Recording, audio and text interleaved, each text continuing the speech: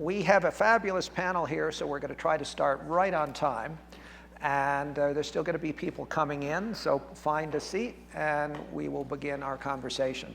I'm Elliot Gerson with the Aspen Institute. I want to welcome all of you here this morning.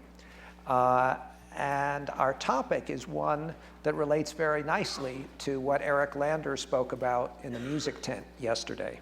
And essentially, it's why aren't the extraordinary developments that are happening in science, including, for example, the groundbreaking work in genomics, why are they not being translated into treatments for some of the most important diseases and for our greatest medical needs?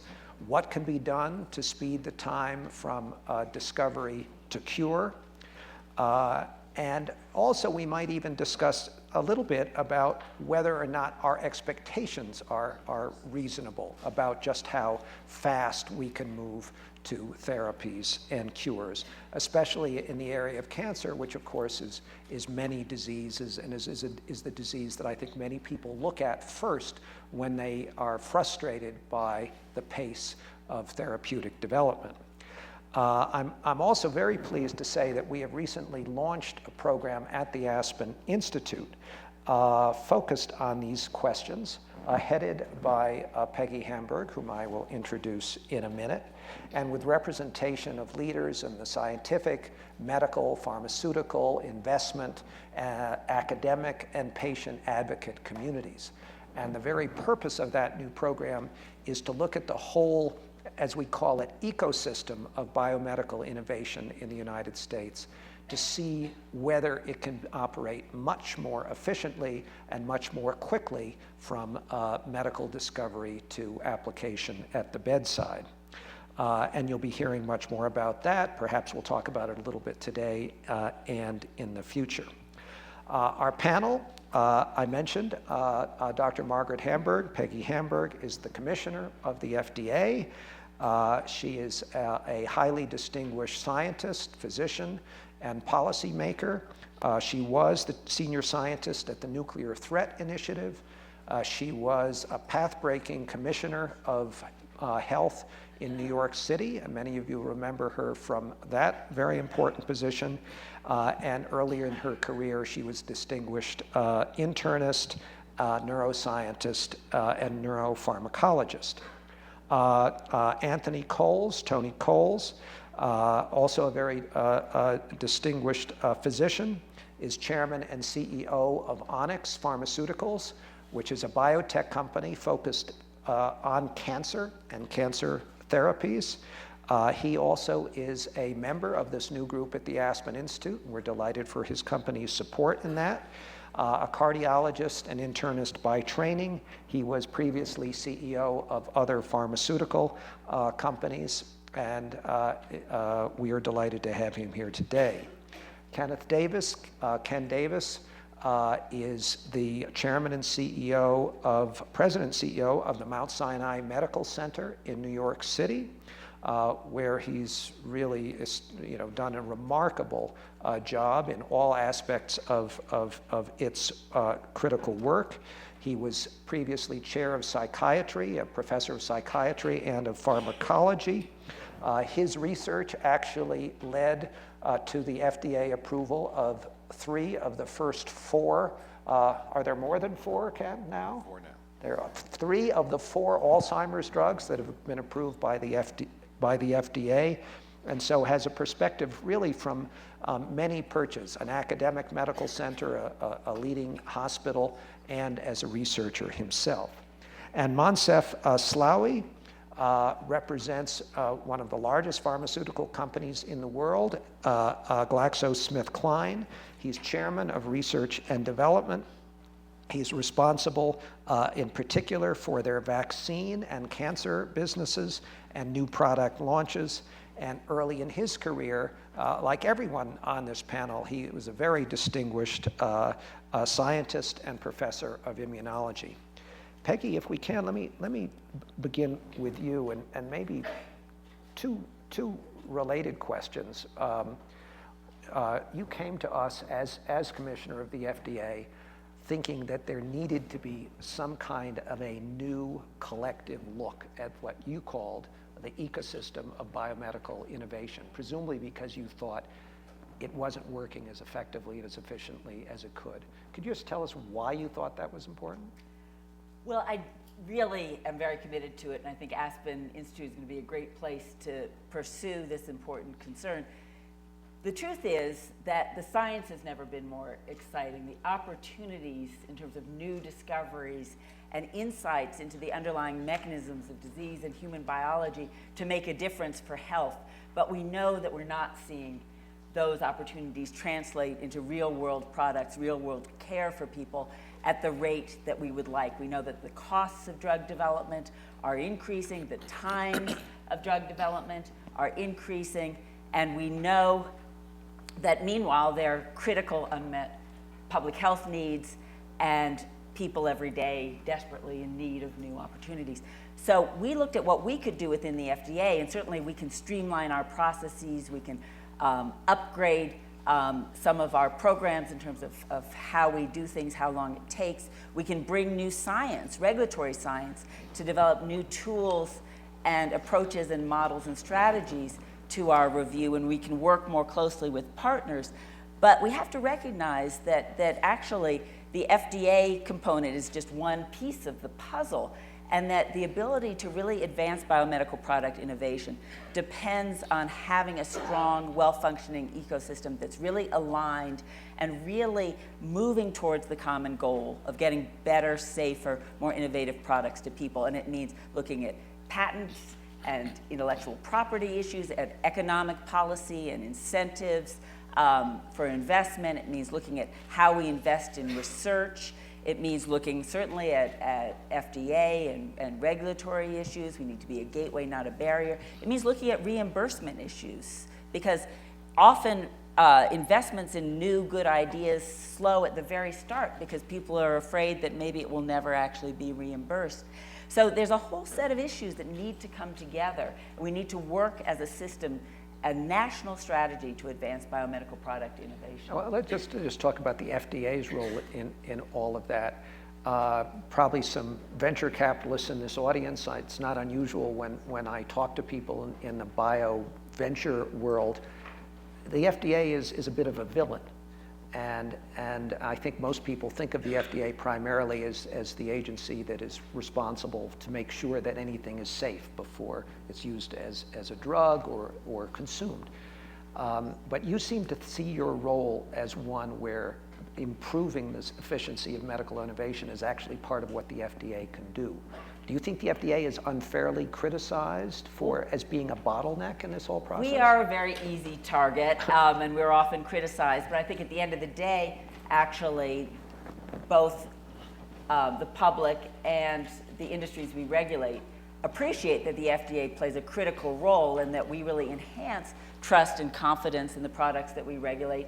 And we actually can be a very, very important partner in the process. Yes, one of our critical missions is to really assess safety and efficacy of the products and make sure that overall the risks and the benefits are balanced in such a way that it will make a meaningful difference for people. No drug is absolutely safe, of course, but we do need to look at the safety issues.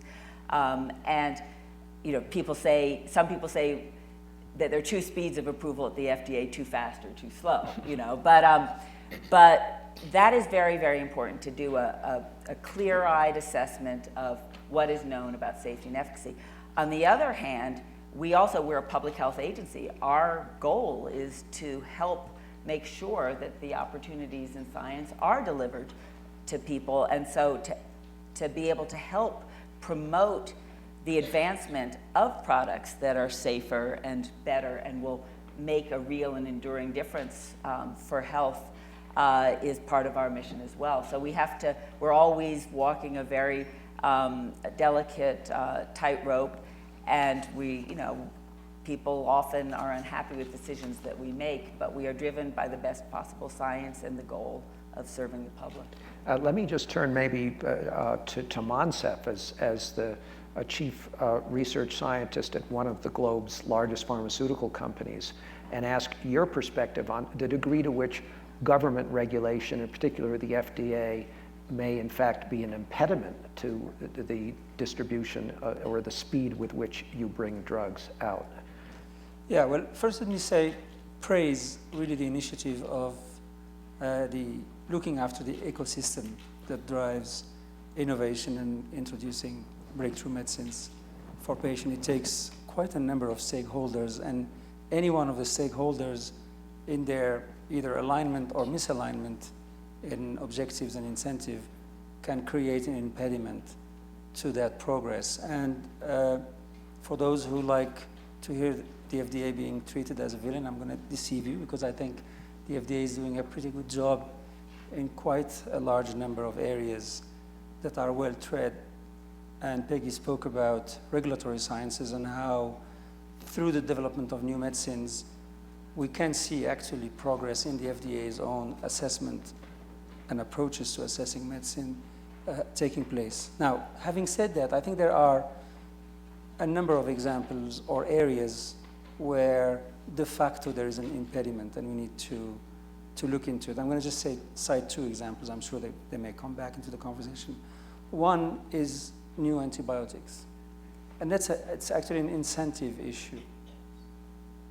If my counting is right, only 2 major companies continue to have active discovery for new antibiotics. Almost every player has left the field. The reason is that new antibiotics, when they are discovered, are designed primarily to be active against new resistant strains of bacteria that can be deadly and potentially dramatically impacting the human health. The problem is they are only powerful if we use them when we need them. And the regulations would drive us to develop them and then not use them until they are appropriately used. And even if they were approved, the appropriate medical approach would be not to use them. And there we come into the investor's incentive. Nobody wants to invest. And frankly, if I take a company like us, it's really our social responsibility that makes us, and our realization that it takes maybe 10, 15 years to build an effective discovery organization that will discover new antibiotics if we need them. It's irresponsible to get out of it. But we need a solution, and we need creative incentives to continue to do that work and potentially shelve medicines that can be life-saving in 10 years, but not today. The second area, for quite a series of disease, I think the most unmet medical need here in the US, like neurodegenerative disease, so Alzheimer's disease, or obesity-associated diseases. Diseases where the disease is expressing itself as symptoms maybe 10, 15, 20 years after the processes that provoke it start to happen. And if scientifically you wanted to really make effective medicines, you need to tackle those processes when they start. So Alzheimer's Underneath at age 40 rather than age 75. So the right way to discover an Alzheimer medicine would be indeed to treat individuals like you and me that are still very young. And, That's what you think. and then treat them for maybe 10, 15, 20 years and delay the onset of the symptoms. By the time symptoms happen, your opportunity to impact is very small. And this is a problem for the ecosystem. We need to discover endpoints, as we call them, that the regulators will help us use to develop a medicine for maybe only 4, 5, 7 years, but not 20 years. Who can do that? We need to have a level of predictability of decision-making and criteria that will also be compatible with the 7, 10 years phase 3 study, which probably means a 20, 25 years overall time to go from the idea to the medicine. So those are areas, I think, where, as part of the ecosystem altogether, we should work. Let me just to go directly to you then, Ken. Moncef mentioned Alzheimer's. I mean, you were a pioneer in Alzheimer's research and had singular success in getting Alzheimer's drugs approved.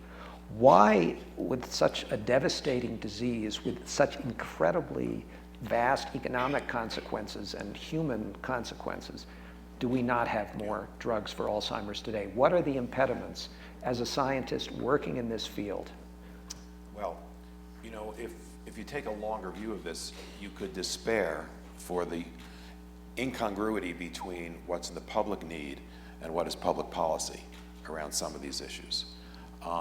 And what has just been alluded to is the findings that we now have in Alzheimer's disease, that plaque are developing in your brain 20, 25 years before you're symptomatic. So what that means is an effective Alzheimer's treatment is going to be something like an effective treatment for cardiovascular disease. When you take statins, what you're doing is avoiding plaque buildup in your coronary arteries. We need a drug that's going to do the same for plaque buildup of a different kind in your brain. So to show the efficacy of that drug, we're going to need 10, 15 years of a very safe compound in very long clinical trials. And imagine, though, that we have patent law that means that by the time that trial's over, plus all the work that's gone in before the trial began, and the analyses that are going to happen afterwards, and that there have to be 2 trials that are going to have to be that long, we have no patent life left. So there's no incentive to develop the drug.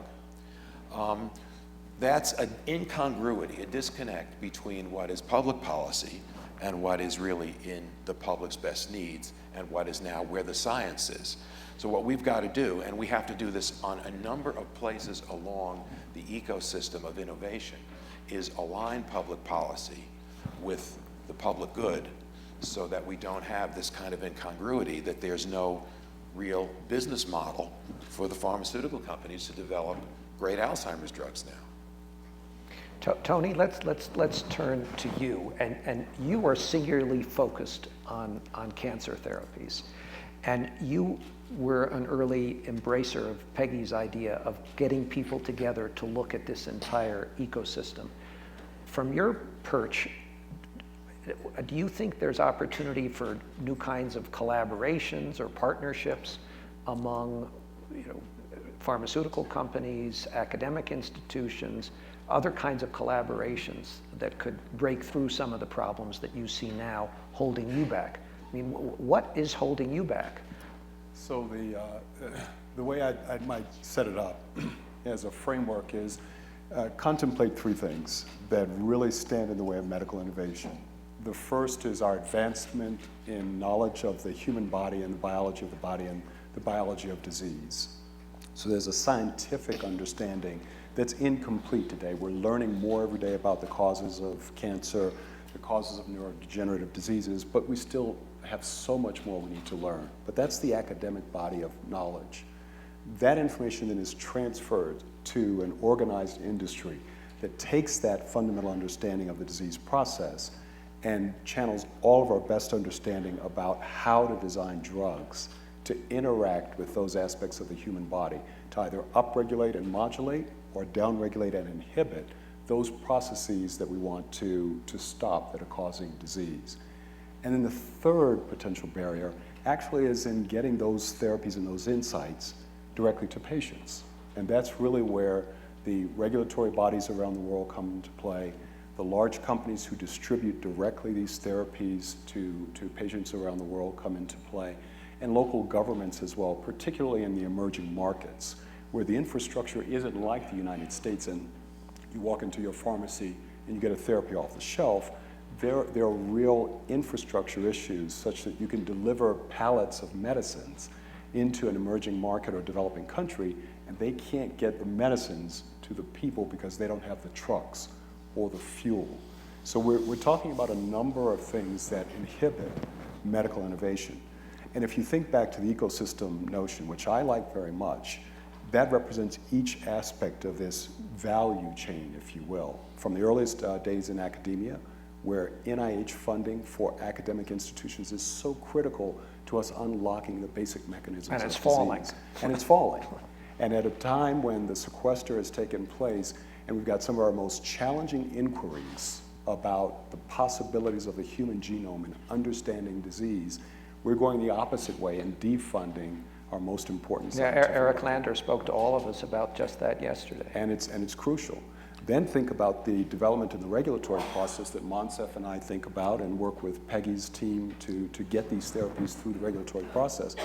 Finding faster ways to assess risk and benefit and get these therapies to patients.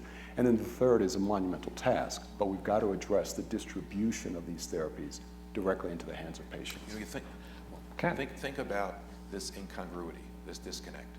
When flights were delayed because the FAA was going to be affected by the sequester, it was turned around immediately. Here we're losing 5 to 7% of our NIH budget from some of the most innovative areas, because what happens when you decrease the budget like that is the most conservative science is what's funded. You know, the more innovative stuff is not going to get the priority score that the conservative science is going to do. So the impact on what may really be some of the best science is the most dramatic. So that's allowed to stand, but the flights are on time.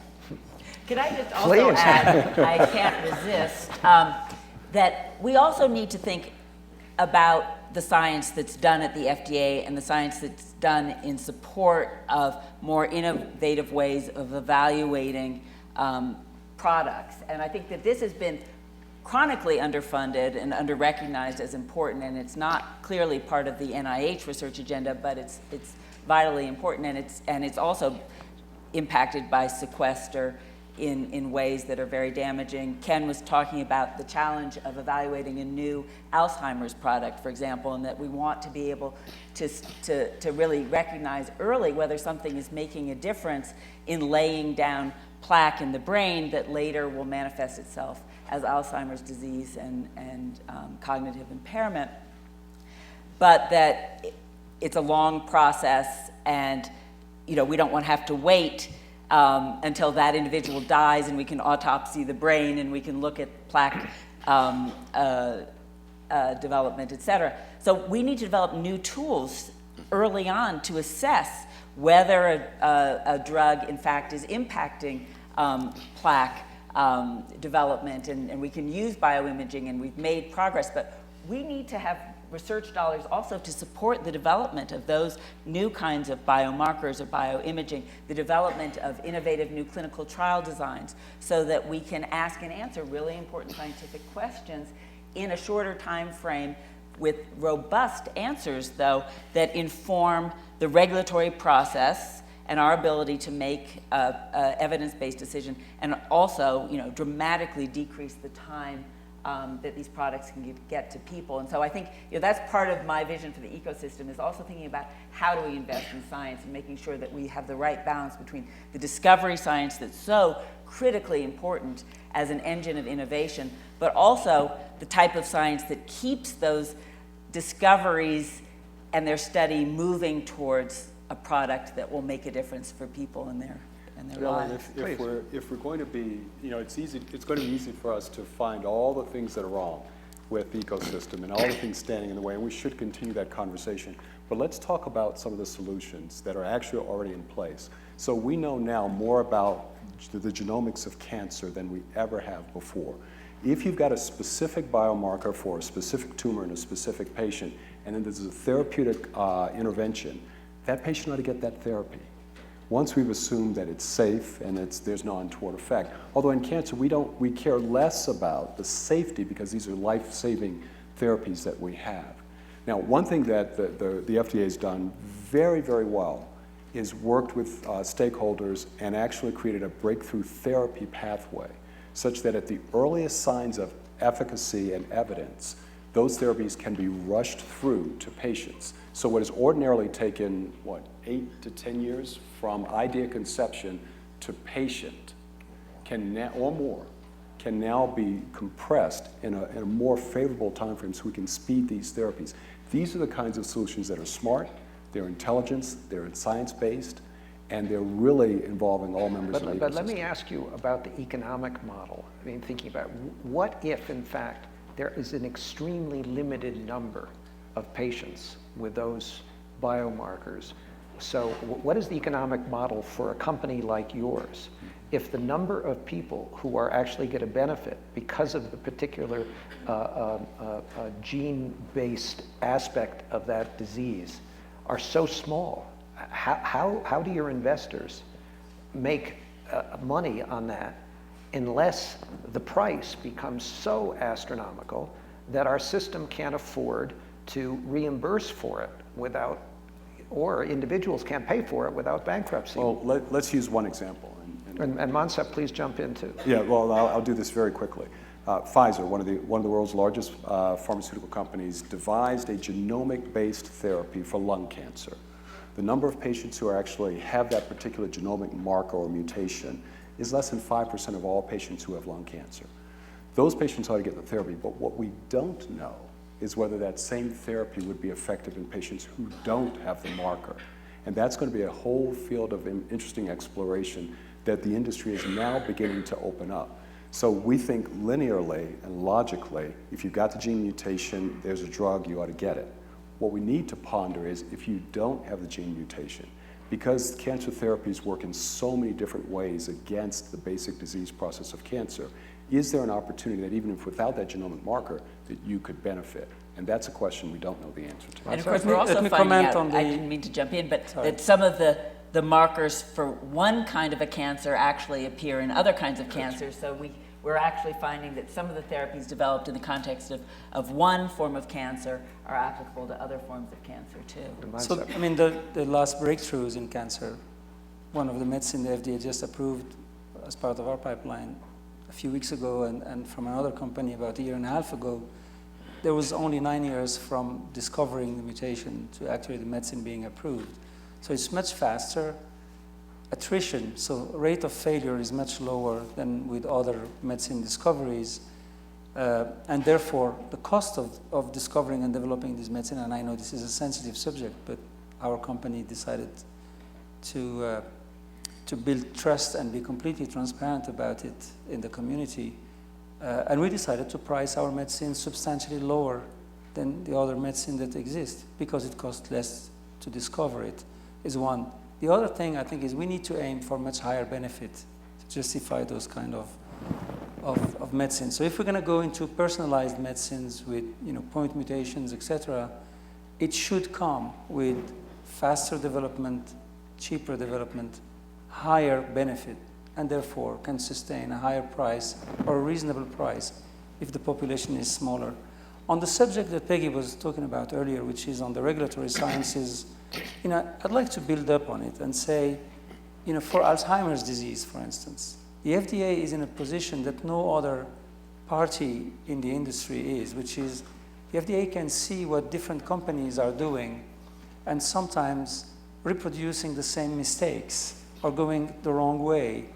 And the FDA, I think, I would really encourage us to help drive towards a pre-competitive partnership between the regulatory agencies and the pharmaceutical companies in particular diseases, and maybe we should take Alzheimer's as a first one, and do something that looks like the Framingham cohort or other cohort studies that were done 40, 50 years ago, where maybe we take 500,000 individuals and study them for a period of 30, 40 years, and during that whole period, various members in the industry, in a pre-competitive way, regulators, etc., nest studies of biomarkers, etc., that can really help set the ground for new medicines to be approved in a regulated way and truly scientific way.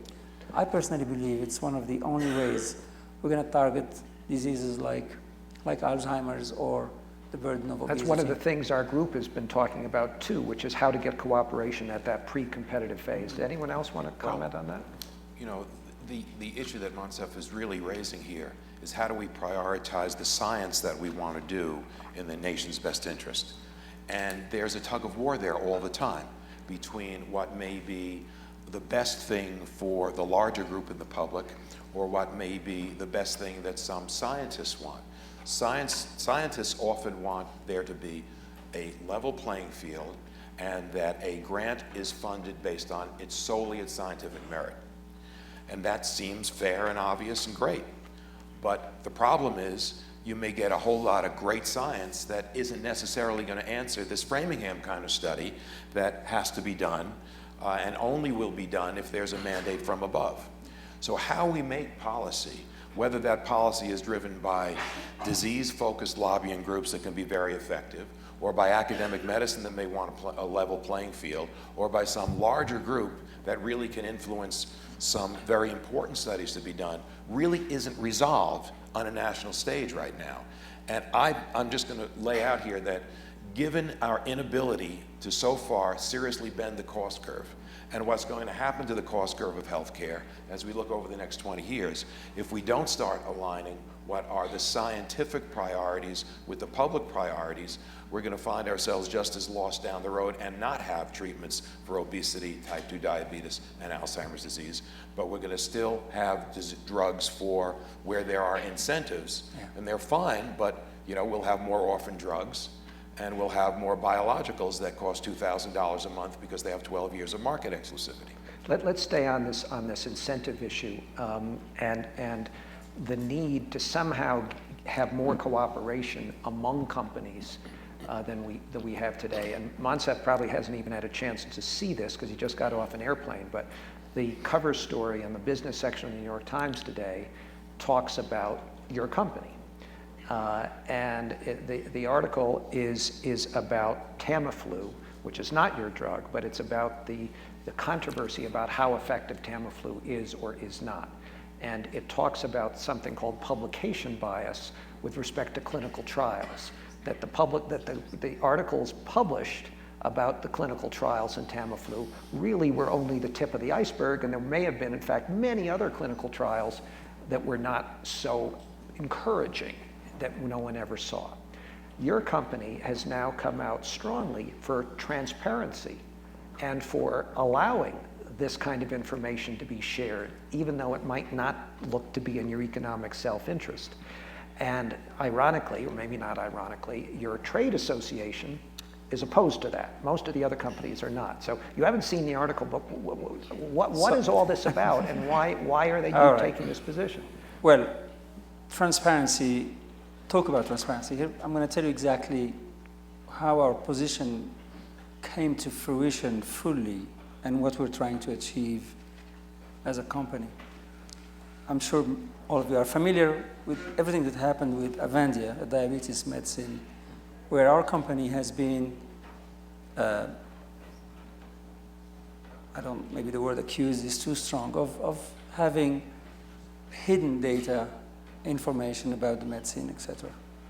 And frankly, as one of the key leaders in the company with our CEO and others, we were truly shocked by the level of suspicion and lack of trust that existed, and really introspected about it a lot. And because this was not, but for a second, our objective,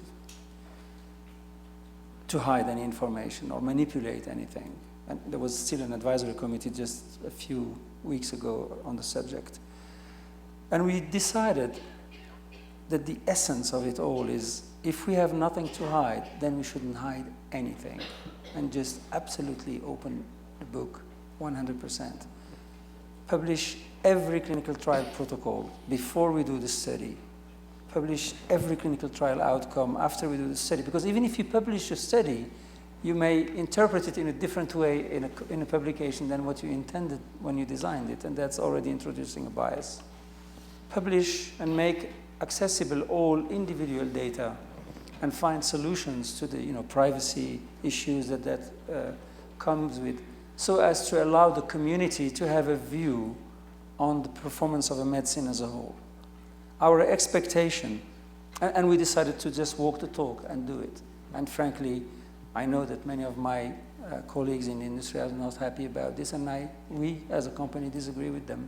And maybe the trade association has a view, but we have our view, and we stand up by it. Now, there are challenges that come with that, which I think, again, the FDA and other regulators and policymakers and the scientific community need to deal with.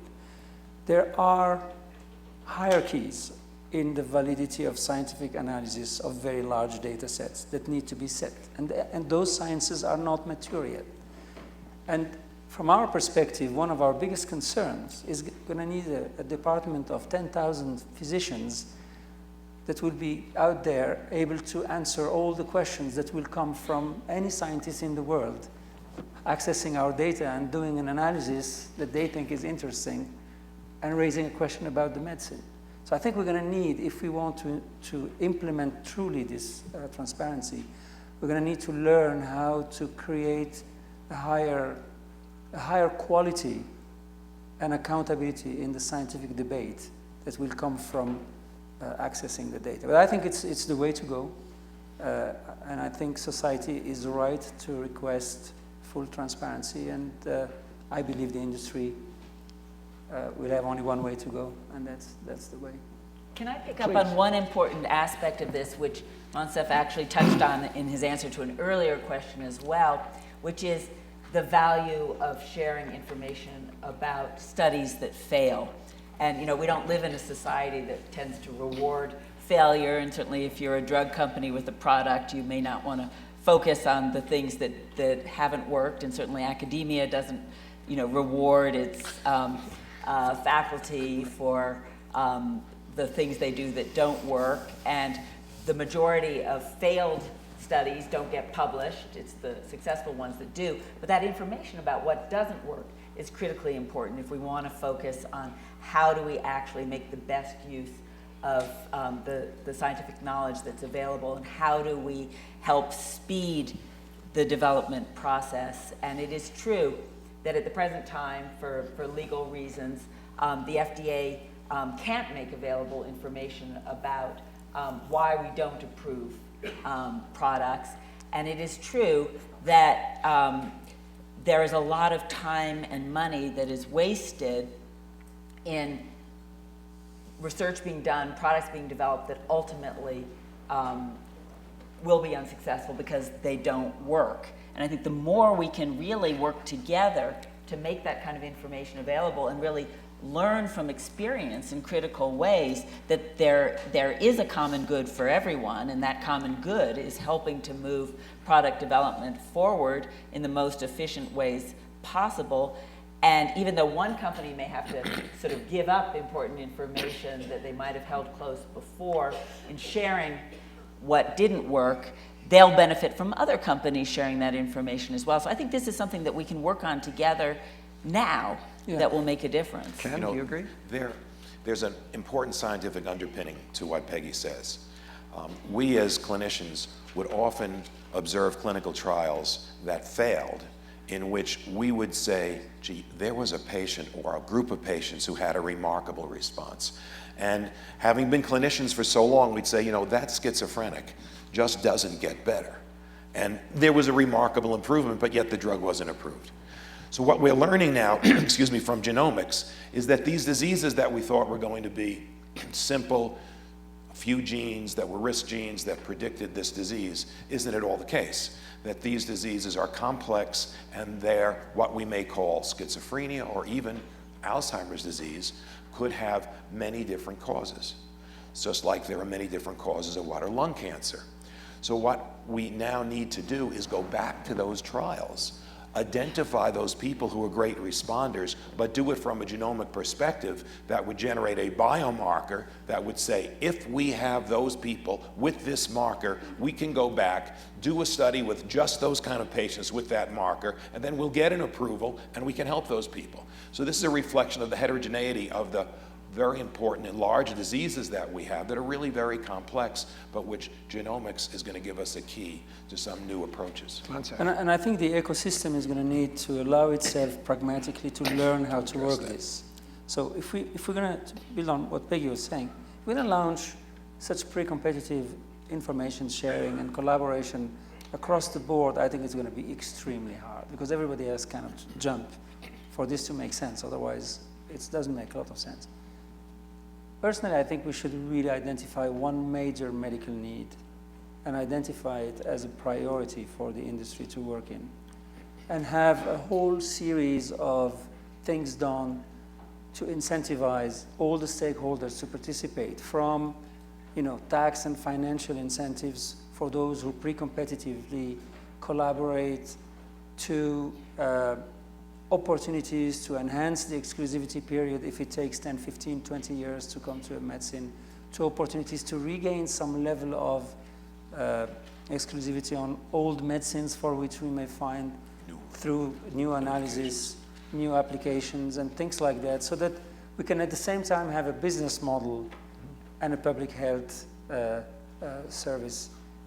And frankly, I think Alzheimer's is the place, and you could imagine a huge cohort and all of the above agreed, and a company like GSK will be at the forefront to help convince other players in the industry to join. That'd be exciting. Tony, did you want to add Well, that? I do, on this notion of collaboration, because there's an actual model that's in place that's working very, very nicely. The Multiple Myeloma Research Foundation, which is a patient engagement and advocacy group led by a very dynamic woman who is a patient herself, living with the disease for 16 years, which is virtually unheard of, has endeavored to raise monies philanthropically, and then takes those monies and funds clinical trials. So interestingly enough, Onyx has been the recipient for some of our clinical trials of funds from this patient foundation. Now, if that weren't impressive enough, what the organization has now done is established a genomics database for all the patients who are willing to participate, so that their information can be contributed to this genomics database. And then the data set is assayed on the basis of therapies that these patients are given. So you can match a genomic profile with a therapy and with the outcome. Now, that's a great pre-competitive example. So Onyx, our company, signed on in the earliest days with one or two others. We've given up all rights to the intellectual property that might come out of that particular thing, because it's good for patients. It's good for us to really understand the information between the profile and that connection to the therapy and the outcome. But you see, innovation like that happens in the most unusual places. This is a woman living with the disease who had this idea. And that's why the ecosystem is so important in what we have to do. The best ideas won't come from the five of us sitting on the stage. Well, I want to get some ideas from the audience here in a minute too. So but I want to ask Peggy one other question. Tony, Okay, you and I mentioned. want to add to his. Okay, add first, and then I'll Okay, I was ask just going to say, this is really an interesting time as we think about the ecosystem, about the role of patients, patient advocacy groups, and patient philanthropies. And there is a new engagement that's really making a difference, like with the multiple myeloma case that Tony mentioned. And it matters in a lot of ways. It matters for all the reasons that Tony mentioned. It also matters because one of the things that can very much slow the research and development process is getting enrollment in clinical studies and getting access to certain critical information. And these patient groups are actually getting the systems ready so that when the drug is available for assessment, the patients are there, willing, and have all this additional documentation that's enormously valuable. It's also really important as we think about how we really should be weighing risks and benefits. It's really important that the people with the disease help us think about how much safety should we be factoring in as we do approval. How much risk are they willing to take? What are the disease measures that we should be looking at? Because we may have focused on certain measures that we think are the right ones, but they aren't the ones that necessarily always really matter to the patient with multiple sclerosis or the patient who is obese. So we're really integrating patients in new ways in terms of how we do our work at FDA, and also I think in how the research enterprise really is unfolding, and it's very exciting, and it harkens back to the early days of HIV/AIDS that I think were transformational in terms of the role of patient advocates. But we sort of lost some time, but we're sort of getting back on track now. Great example. As Tony mentioned earlier, and as Moncef represents, this is now a global industry. And especially with the cuts in US support for basic science, there are many people beginning to say that the United States may be losing its lead in biomedical innovation, if it hasn't already. And I wonder what you think about that, Peggy, and whether it matters if we lose our lead. Yeah. Well, I don't think we've lost our lead. I think that our country has really been at the forefront of advancing biomedical research and innovation, and I think that's something that as a nation we should take great pride in. We have extraordinary research institutions, great companies, and a spirit of innovation that I think has been an inspiration for the world. And many countries still look to America about what's that secret sauce, why do we do innovation so well?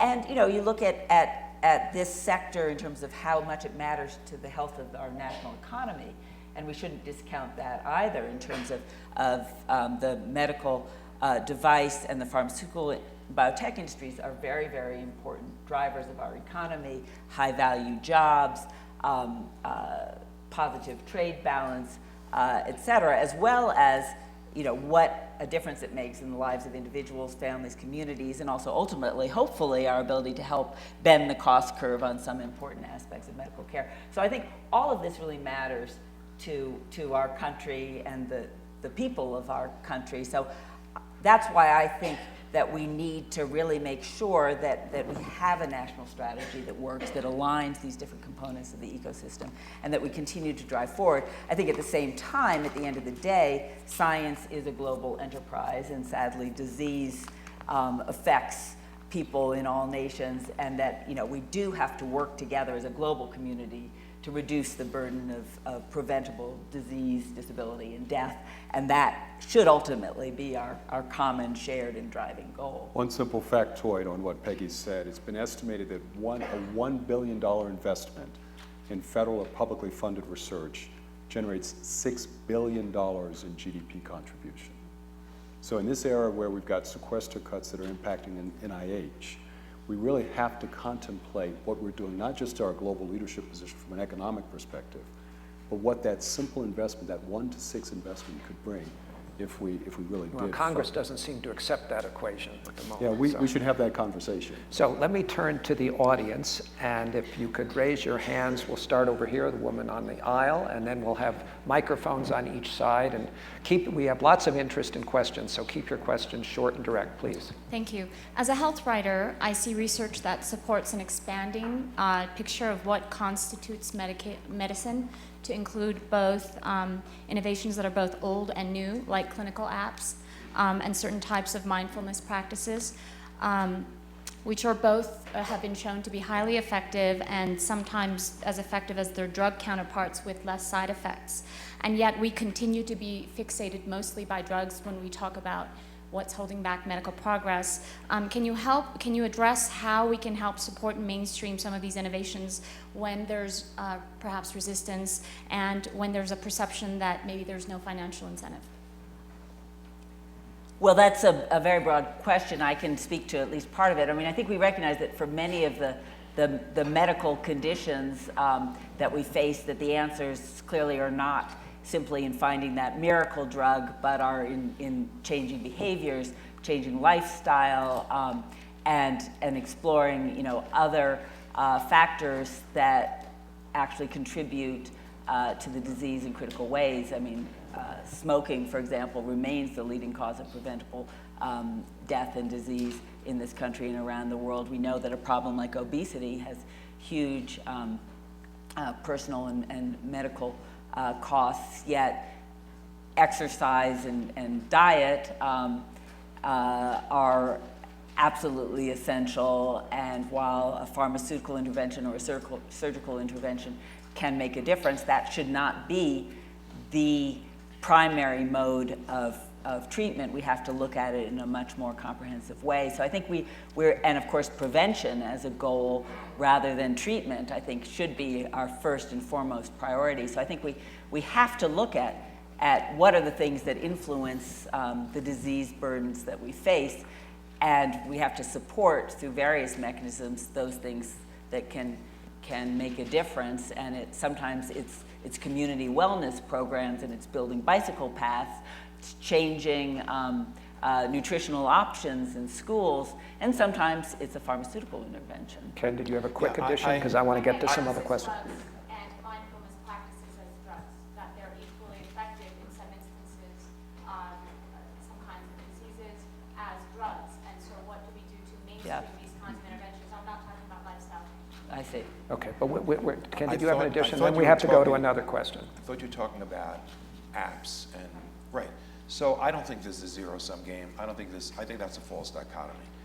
What I see on the psychiatric side is that there's a growing number of apps that can really be helpful. And I think that with copyright protection, they're going to do very well. I see an explosion of apps now for even the management of patients with diabetes, and lots of apps for those lifestyles that need to be shorn up by better behaviors. And I'm also seeing apps that are likely to be developed to help Alzheimer's patients, with the possibility that certain mental exercises may actually be rehabilitative. So I'm not at all as pessimistic as your question seemed to imply, and to end where I started, I don't see this as either or. It's not dichotomous. Over here, gentlemen, right, yeah, please. Thank you. You brought up a lot of issues, but I want to ask a question and make a comment about the publication bias. First of all, I believe the Code of Federal Regulations requires companies to give all of their data to the FDA so the FDA can evaluate both the positives, the negatives, and the risk benefits, and be sure that gets into the labeling and does that consideration. I just kind of wanted to point that out. What the public doesn't see and what the FDA can't show them is what the results of those negative trials are. However, journals have now required that you post a trial on clinicaltrials.gov before the trial starts, actually before the trial, during the trial, you can do it too. And you have to say what the primary endpoint of that trial is, and that really does prevent companies from changing their primary endpoints and turning a negative study into positive, et cetera. Couldn't we also require the next step that if you put a trial on clinicaltrials.gov that you have to summarize the results, and some independent, maybe the NIH could, verify that, and then you have to publish that on the website as well, and that way the public would have access to both the positive and negative clinical trials. And the FDA might take a lead role maybe in encouraging that. You think that's a possibility? It certainly could be a possibility. Clinicaltrials.gov is a resource. It's run by the NIH for making information available to the public and researchers as to what clinical trials are going on, as you noted. I think that could potentially move the ball in aspects of transparency. I think it wouldn't capture everything, and I think there is value in the discussions that are now ongoing about FDA being able to be more public about why we don't approve a drug, because that reflects our analysis as well, and that wouldn't be something that clinicaltrials.gov necessarily would be getting through the researcher who was the principal investigator for those studies. But I think this whole area is really an area of renewed focus and attention, and there are a lot of complexities to it, but there's a lot of promise in terms of what we can gain and how we can better utilize existing information that's out there to ask and answer critical questions, and how we can also, I think, restore confidence in the scientific process and in some of these studies as well. Yeah, I mean, it answers your question, if I may just be slightly challenging. There is an opportunity and a benefit to the population in transparency. It's not only about checking whether the interpretation that the industry did of a clinical trial is actually right.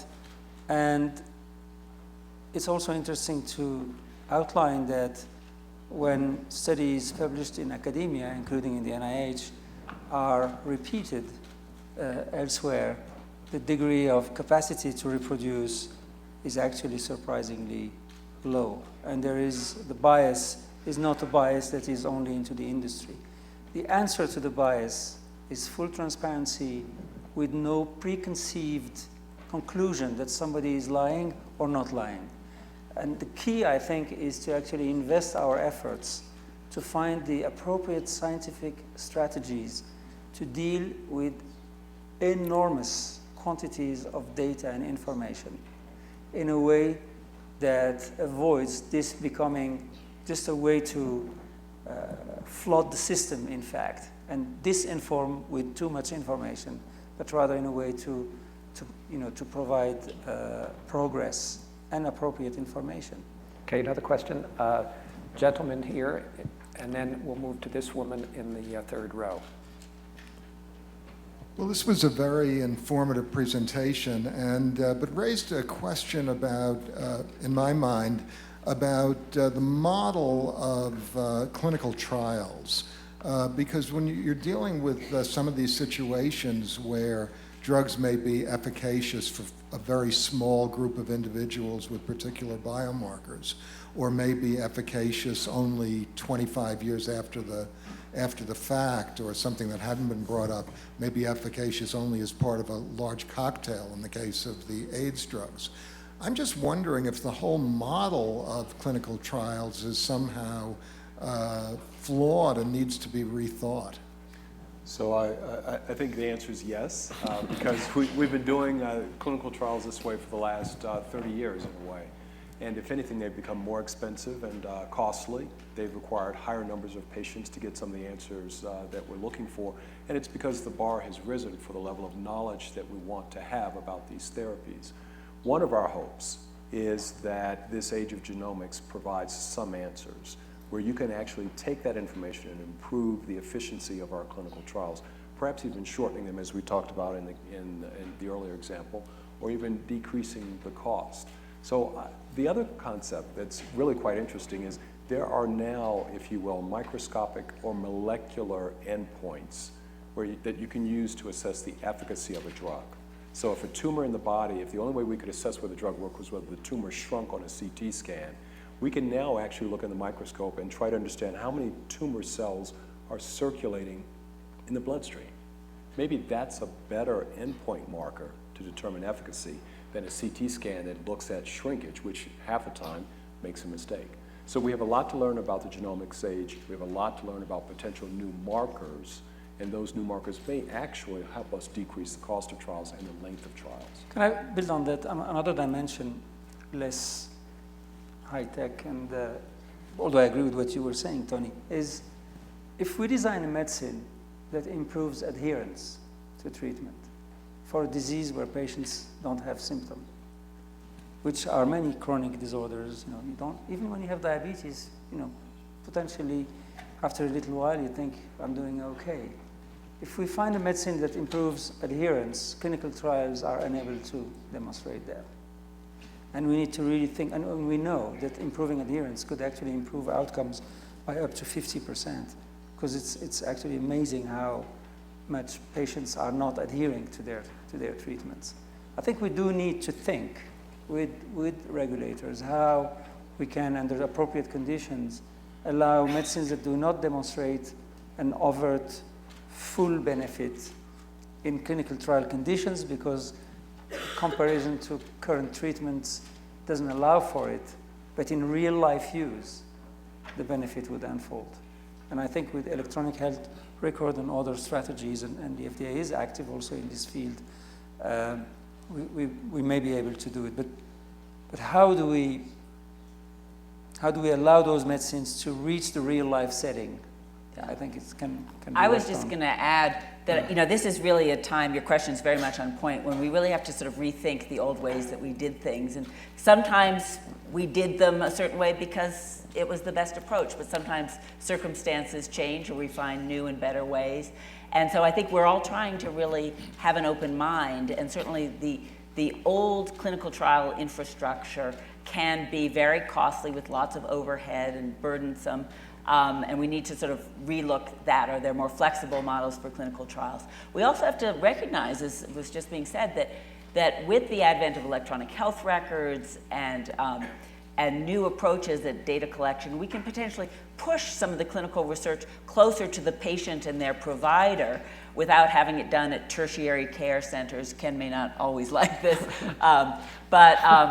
and collect data in some new ways. It's going to require a different level of participation and knowledge and engagement by both patients and providers, but it's going to be really, really important in collecting real-world information about what's going on and studying it and using it to inform our advancement of products and their use. And I think that certainly we need to really think very differently within the FDA about the kinds of clinical trial designs that we think are appropriate, and we're doing that. with different kinds of markers that will allow us to get answers earlier. And also, you know, there's a belief, for example, I even heard it touched on in this panel, that FDA always requires 2 randomly controlled clinical trials for an approval. That just simply isn't true. You know, we require the clinical studies that provide meaningful answers to the questions about the safety and efficacy and the ultimate clinical benefit to patients. And sometimes we approve drugs with only 30 patients in a study. Sometimes we approve drugs on a trial that doesn't have a control arm. You know, I mean, we have to be flexible and respond to both the science and the needs. Well, with apologies to all of you who still have questions, fortunately, one of the wonderful things about the Ideas Festival is that the panelists now become you, and you'll have a chance to talk to them over the next couple of days, but I'd like to thank them very much for a wonderful presentation.